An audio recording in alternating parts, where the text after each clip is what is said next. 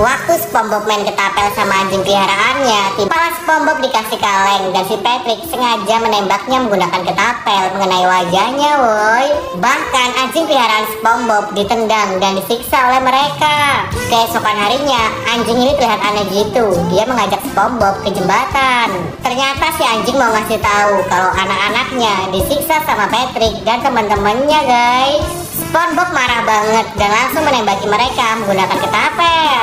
Tapi karena kalah jumlah, SpongeBob malah digebukin sampai babak belur. Beruntung tak lama ada polisi yang datang, tapi terlambat, salah satu anjingnya sudah mati. Beberapa tahun kemudian, SpongeBob menjadi seorang polisi, menjalankan tugas bersama anjing peliharaannya, guys. Nah, ada yang pengen jadi polisi juga nggak? Yang udah like dan subscribe, semoga cita-cita kalian terwujud ya, amin. Suatu hari Ibu Betty yang hidup miskin bingung cari susu untuk sebuah lowongan pekerjaan sebagai baby suster. Dia memohon kepada pasangan ini dan akhirnya diterima kerja di sana, guys. Namun ternyata Ibu Betty punya rencana jahat. Dia menukar bayi keluarga Toka dengan bayinya, woi. Beberapa tahun kemudian Betty yang lari-lari nggak sengaja nabrak Toka. Tapi Ibu Betty menyalahkan Toka karena si Betty emang anaknya, guys. Toka merasa aneh kenapa ibunya begitu jahat sama dia. Beruntung masih ada Andy yang mau berteman dan mengajaknya main gitar. Tapi tiba-tiba Emma menjambak rambutnya dari belakang. Andy marah dong dan membawa Toka pergi. Waktu mereka masuk ke dalam rumah, Ibu Toka baru sadar gelang yang dipakai anaknya waktu bayi. Dan akhirnya Ibu Emma mengaku telah menukar bayinya. Tapi si Emma tidak bisa menerima kenyataan, guys. Semenjak Ibu SpongeBob dan Ayah Patrick menikah, SpongeBob gak pernah disayang lagi. Kapanpun Patrick dikasih makanan yang lezat, sedangkan SpongeBob cuma dikasih apel busuk sama ibunya. Udah gitu diambil lagi sama si Patrick. Mereka jadi rebutan dong. Buah apelnya terlempar mengenai TV sampai jadi rusak kayak gini. Patrick yang nangis melemparkan makanan dari garpunya, nancep di kepalanya, woi. Dia menangis makin keras. Si ayah dan ibu yang tahu malah menyalahkan SpongeBob sampai-sampai diusir dari rumah.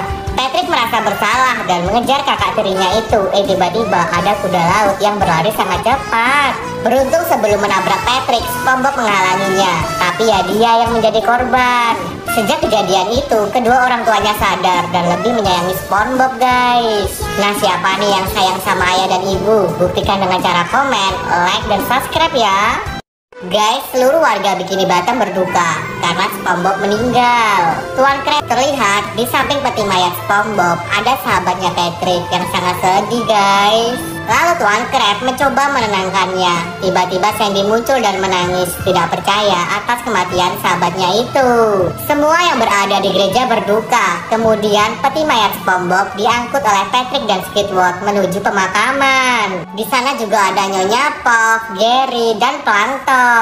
Liang dan batu nisan SpongeBob sudah siap. Sandy dan Tuan Krab sangat terpukul, terutama Tuan Krab, karena SpongeBob sumber penghasilannya selama ini yang bekerja di restoran Krabby Patty. Dan akhirnya peti mayat SpongeBob dikuburkan. Siapa nih yang sayang sama SpongeBob dan pengen SpongeBob masuk surga? Langsung like dan subscribe ya. Malam hari saat wanita ini tidur, dia nggak sengaja menumpahkan minuman pelangsing suaminya.